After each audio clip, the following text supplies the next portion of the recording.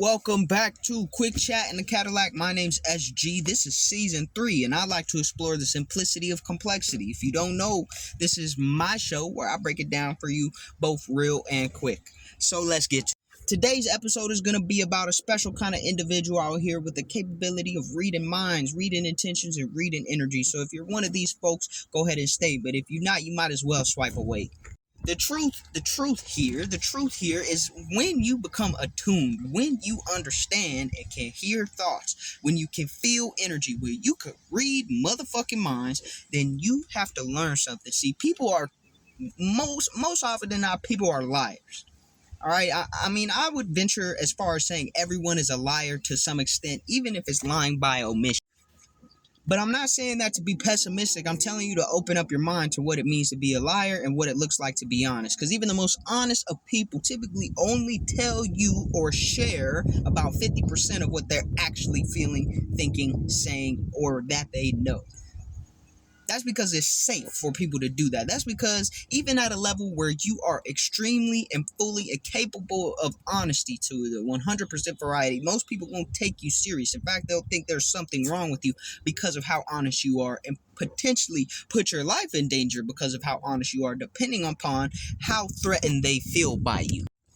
And that's why even the most honest people, especially after a certain point in life, only will be honest about 50% of the time. And what I mean by saying is they're only going to expose 50% of what they're thinking, hearing, or feeling, thinking, knowing, or feeling.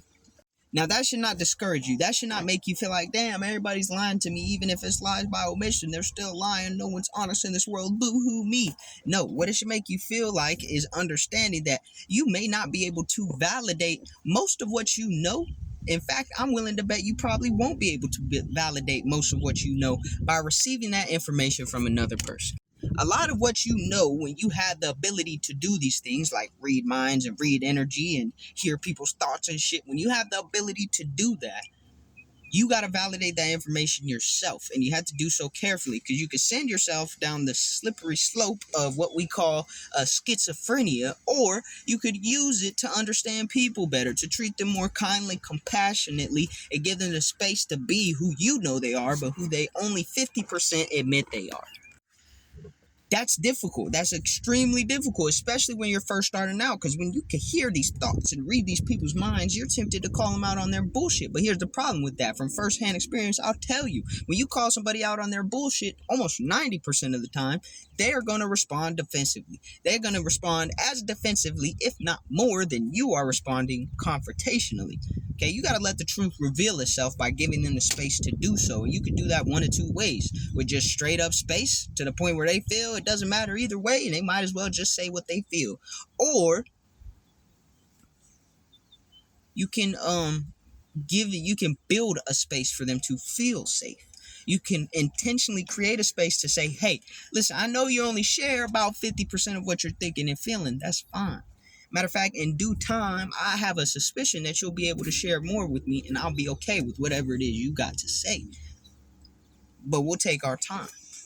And that is something that's something that builds very strong relationships. It builds very strong trust, whether it's familial, social, romantic, or otherwise. That's what builds true relationships, is giving people and building slowly building enough trust in whatever kind of relationship that is, for them to feel that they can express more than 50% of who they are. But there's a caveat to this, because it don't actually work like A plus B equals C in this instance. People and their emotions and feelings and thoughts are very complex, and there's no simple solution to them. So hang with me here. Because if people have been hurt before, which about everyone on this fucking planet who has been born for longer than 15 minutes has been hurt before, for people who are hurt before, their chances of sharing decrease, it's at least within a specific window of time. Like you say, oh, I've been building trust with this person for 3 years.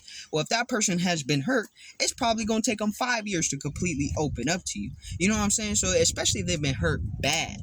Like, you got to give people time. You got to give them time for their nervous system to unlearn all the shit that they learned when they was being hurt, when they was being, infringed upon by another person, another situation, another environment. And that's what tricks people when it comes to mind reading, when it comes to, understand people's energies and emotions and thoughts before they vocalize them, before they directly communicate them to you. That's what hurts people, because they're like, listen, you know and I know, so why the fuck won't you just say it? But here's the thing, people don't like to admit a lot of the times shit, especially if they not awoken, or they don't have the knowledge of the fact that you might already know these things, that you might already understand these things, that they may have expressed them in other ways to you that they can't even imagine. That doesn't mean that they're going to instantly validate that in their mind just because you open up to them about it. Hey, just because I know what you're thinking and I know what you're feeling and I know what your energy is saying to me doesn't mean I know that means you don't feel comfortable saying those things out loud to me. I know you don't feel comfortable expressing those things to me. That's okay. It's confusing as fuck, but that's okay. The reason it's confusing to you, if you're a mind reader, if you're someone who can understand people's energies and thoughts before they put them into words or write them down on paper and mail them out to you, the reason that it's confusing for you is because you already know these things, so you would likely have already processed them. Whether you process them well or not so well, you already processed them. So to you, you already understand the information. You feel as though them vocalizing it won't have any effect on you, and for the most part that can be true, but life has a way of surprising you, and you might be surprised when they actually come say the shit. That's another reason why they don't want to tell you right away. But all those things aside, there's still a little part of them that is skeptical. Even if you told them and they believe you, there's still going to be a little part of them that's critical. In most cases, not every cases, because it's not a monolith, but you see what I'm saying. A little part of them might be just critical enough to keep some of that information withheld, and that's fine. Everybody has their own personal space and right to privacy. But what I'm going to tell you is this. Okay, what you know, what you feel, what you intuitively can figure out with your capabilities of mind reading and energetic reads and, hearing people's thoughts. What you know does not necessarily mean that it has to be expressed, because what's known is understood, and what's understood does not need to be said out loud for it to be valuable, for it to be important, for it to be true. Okay, sometimes shit is communicated in other ways than people saying things. It's communicated in other ways than people doing things. It's communicated in other ways than people writing things down. All right, some shit just don't got to be expressed for it to be true. Now, granted, any good relationship, whether it's familial, romantic, social, or otherwise professional, any good relationship is founded off communication. That is true, but when you can communicate in other ways that people don't often admit to being able to understand or don't want to understand, then shit, that's between you and God at that point, because, you know it. God knows you know it. What you gonna do with the information? That's for us to find out. So here's my advice to you, mind reader, energy reader, thought hearing ass motherfucker. Here's my advice to you.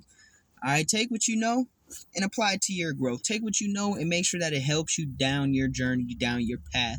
Allow it to guide you in a manner that is, it's not dependent upon whether that other 50% that even the most honest people won't tell you, or the 90% that most people won't tell you, is affecting you negatively. Because if it is, it's probably not worth worrying about. But if it's not, if it's inspiring you to grow, if it's allowing you to set new standards for yourself, if it's allowing you or encouraging you to set and maintain boundaries, that's good, man. That's good.